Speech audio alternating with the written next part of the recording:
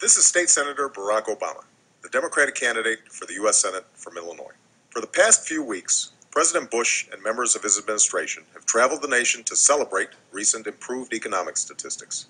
Well, I've been traveling too, all over this large and diverse state.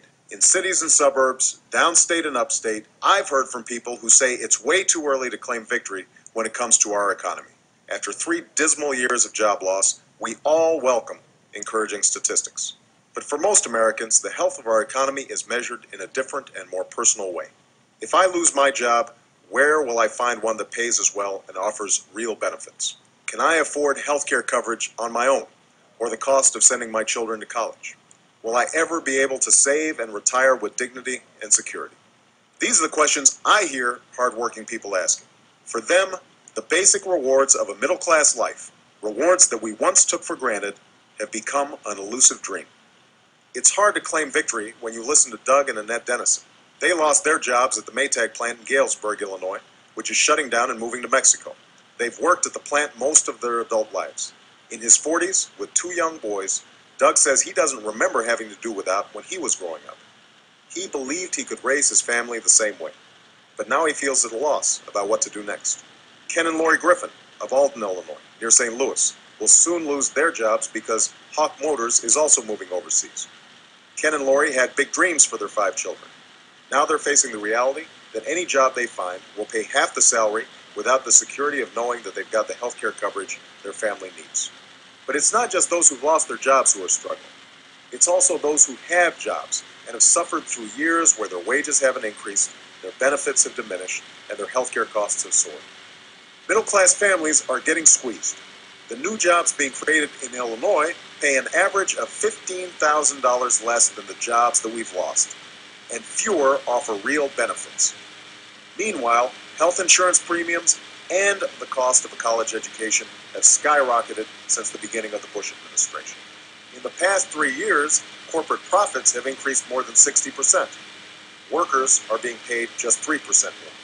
And more companies continue to wring additional savings from employee health and pension programs, forcing a greater burden on their workers. Now, it wouldn't be fair or accurate to blame all of this on the Bush administration. It is fair, however, to say that they haven't done much to help. The tax cuts they've offered have barely made a dent in reducing the burden on middle-class families while driving our nation trillions of dollars deeper into debt. They continue to support tax breaks for corporations who export jobs overseas, and have refused to enforce provisions within existing trade agreements against countries who engage in unfair trade practices. They've offered no real plan to deal with the growing healthcare crisis facing more and more American workers and businesses.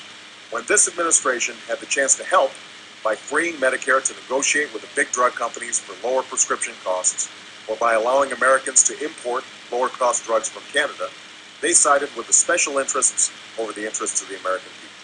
And while college costs are exploding, and more young people are being priced out of the educational opportunities that they need and they deserve, this administration has opposed efforts to expand tuition assistance.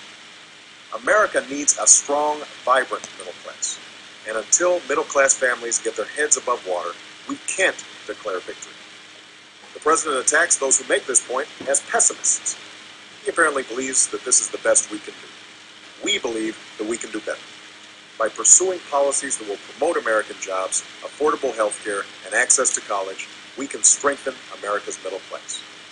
This means a tax policy that rewards companies who create jobs right here in America, rather than continuing to give billions of dollars in tax breaks to those who send American jobs overseas. We believe in robust trade, but let's write trade agreements that are fair to American workers and then vigorously enforce them.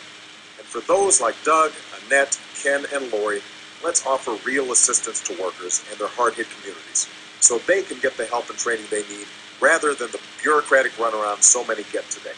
We can help the middle class by taking the steps this administration has not. We can reduce the growth in healthcare costs, including prescription drugs, and make coverage easier to get and afford. And we can take a load off middle-class families by making college more affordable for their children. The president may feel it's time for celebration, but my travels tell me that we have a lot of work to do to restore economic security for every American. I'm State Senator Barack Obama, the Democratic candidate for the U.S. Senate from Illinois. Thank you for listening.